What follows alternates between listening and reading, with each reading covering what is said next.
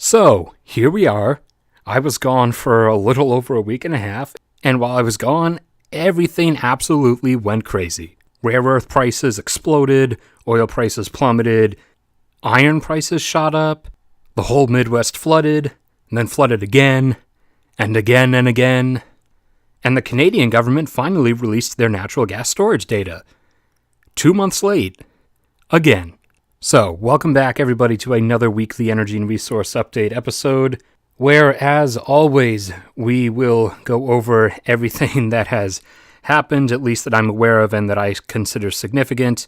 Updates, events, data releases having to do with energy and natural resources, oil, gas, minerals, mining, everything.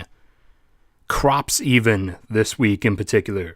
So if you like hearing about and being aware of such things, aka things that are actually important, and not what the media currently tells you is important, which is apparently whichever celebrity has made the latest offensive tweet, then subscribe and hit the bell and stick around because this is one of the channels for you, as this is our primary focus here when I'm not, on a rare occasion, actually getting to take some kind of a vacation, which I just did. Link up in the corner to one of the videos from said vacation, the one from the Bahamas most likely. But regardless, so this is actually a frequent pattern that has happened to me over and over again throughout my life. I go away from whatever my current normal setting is. I find out when I come back that while I was gone, everything just fell apart or everybody went insane.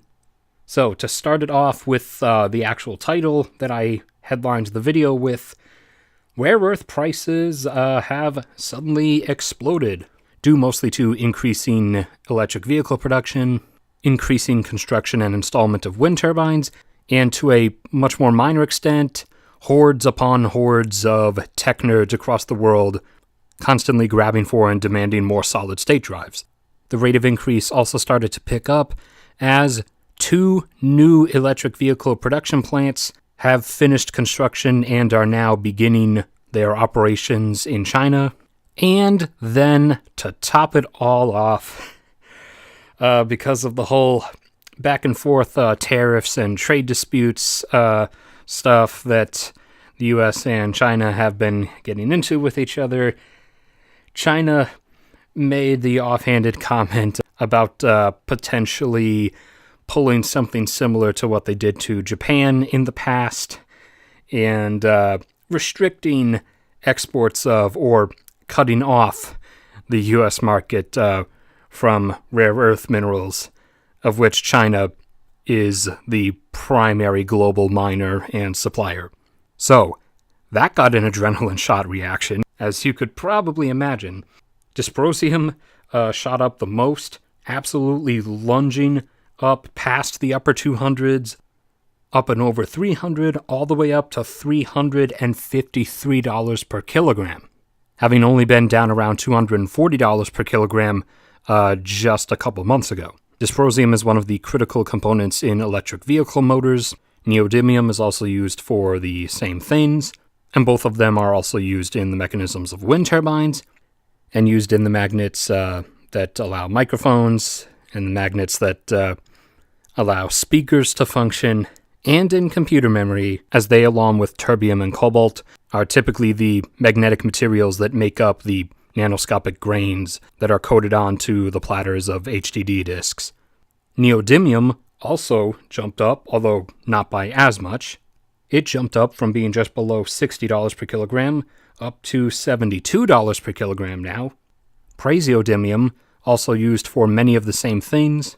Praseodymium has jumped up from around the same area as neodymium up to a little bit higher, going past $72 and up to $75 per kilogram. And finally, terbium, or Tech Nerd's Delight, the rare earth metal that allows for solid-state drives, shot up from the mid-500s or so, up and over $600, all the way up to $646 per kilogram. So, I more than expect that they will deflate a little bit if China backs off of that threat, but even regardless of that, they will still continue creeping up anyways because of the, ever-increasing demand. Okay, now onto the regular weekly data releases. Starting with U.S. oil and gas, U.S. oil production after several weeks has returned up to 12.3 million barrels per day. And again, as I've been saying, I do expect it to get up to 12.8 before the end of this year, and I continue to expect the U.S.'s second and final peak to come between 13.5 and 13.8. U.S. oil consumption is climbing upwards as we're heading into summer, as always, coming in this week between 21.4 and 21.5 million barrels per day, with some of the individual consumption numbers within that being gasoline consumption in the U.S., coming in just under 9.4 million barrels per day. And I'm almost definitely placing my expectation that this summer, this year, the U.S. is going to break over the 10 million barrel per day mark in terms of gasoline consumption. U.S. diesel fuel consumption this week came in at 4.28 million barrels per day, and as the usual summer increase in travel is setting in, U.S. jet fuel consumption has tipped over 2 million barrels per day, coming in at 2.03. Oil prices took a big drop, as I said in the opening, mostly staying up around 58 to 59-ish dollars per barrel for the majority of the week. However, as we reached the end of the week, it plummeted down towards 53. In terms of natural gas, U.S. natural gas production is still holding relatively the same, still right around 100, this week coming in at 100.4 billion cubic feet per day.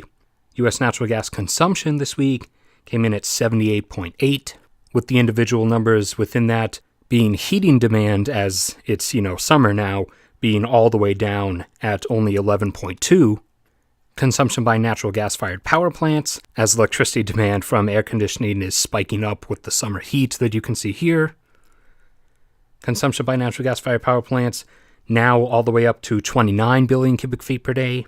And if this pre-summer heat is any indication, we are definitely shooting up into the upper 30s and maybe into even the lower 40s in natural gas consumption by natural gas-fired power plants this summer. Amount diverted to exports in LNG tankers continues increasing this week, going up from 5.6 up to 5.8 billion cubic feet per day being exported in LNG tankers. And consumption of natural gas by the natural gas pipeline's pumping system for its own fuel remains at a flat 6 billion cubic feet per day. U.S. natural gas storage inventories obviously continuing to go up as it's the refill season, this week standing at 1.87 trillion cubic feet in storage, compared to normally by this time of year we would be up to 2.12, and last year, which was a high demand winter year as well, we were still down at 1.71. And in terms of natural gas prices followed a similar pattern to oil prices, actually being relatively flat-ish during most of the week and then plummeting at the end, being up around $2.60 per thousand cubic feet, and then dropping at the end of the week down towards $2.45. Containing the data up through April, the Canadian natural gas storage inventories had dropped as of April all the way down to 367 billion cubic feet in storage. And for a comparison to other Aprils in the past, the grand high point was 607 billion still in storage, and the great low point on another April of a different year was as low as 253 billion in storage. And as many people are probably aware, the Midwest U.S. has been getting flooded again and again and again over the past 2 weeks, and even somewhat before that. And apart from destroying buildings and endangering people, that has also had the hopefully obvious effect of also devastating crops, pulling up wheat prices, which had been slowly sagging down over the last several months, all the way back up over $500 per bushel, and even dragging corn prices up, which had also been declining over time, but corn has even now been pulled back up over $400, which corn has not been back up over for over 2 years now. So I will pray that all the flooding stops for the crop's sake and the animal's sake and the people's sake and the sake of the buildings that all the people live in. Iron continued to shoot up over the last week and a half or so while I was gone, going up into triple digits, although it did eventually peak a few days ago at $111 per ton, and has since then fallen back down to $105 per ton. But it was overall about a $20 price surge, and in a last little bit, chromium has actually dropped back below $10,000 per ton. Chromium being a metal that is added to most steel in various percentages and plated or coated on the outside of a lot of steel items to keep the steel from rusting or corroding. So I apologize for being gone for a little bit. I will disappear for about 1 week, one more time near the end of the summer. And then after that, that will be about it for a while, because I can't really go that many places that often, because that requires money, which I don't have a lot of. Although my ad revenue has been picking up, and I do really, really thank and appreciate you guys for that. And if you want to help me and push that further, then please like the video. It helps with the algorithm and the metrics and stuff. And share the video and any of the others you liked around. If you want to help or support me directly, there's also links to my PayPal.me and my Patreon, and even my Redbubble shop, where I sell some merch based on some of my better photography pieces. But regardless, either way, thank you everybody, and I will see you all around next time.